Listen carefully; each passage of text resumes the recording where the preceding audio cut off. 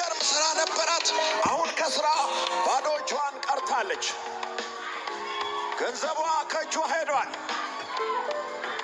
የስራ በሮቿ ተዘግቷል። ሩቅ አገር ነው የተደገመባት። ሩቅ አገር ነው ይሄ ድግምት የተሰራው።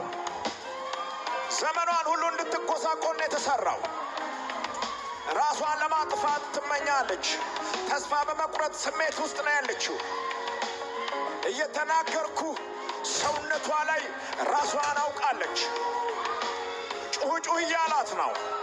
የስ ውጣ ሳል ራማዶሳ ምንድን ነው የምታደርገኝ? ጨረስከን ከላለው አንተን ብቻ። እንዴት አድርገህ ምድሩን አናወጥከው? እንደዚህ ተጨነቃችሁ? ትውልዱ እንዳይወጣ ትንቅ ግድል ትቀልዳለህ። ገና ሚዲያን አዘጋለህ። እኔ ያለ ሚዲያ ከብዳለሁ። ልክ ልካቸውን ትናገራለህ።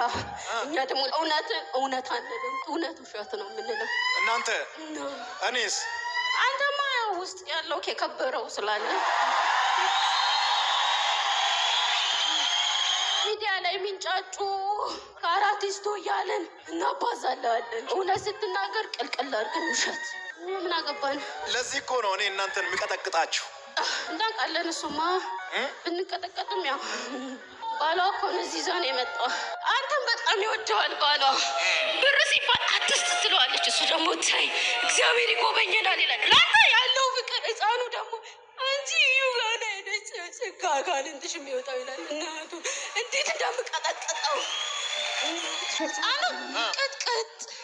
የምን አባት እዩ ጩፋ ነው ዝጋው። እሱ ደግሞ እዩ ጩፋ ነው ከአንጩራ የሚወጣው እዩ ጩፋ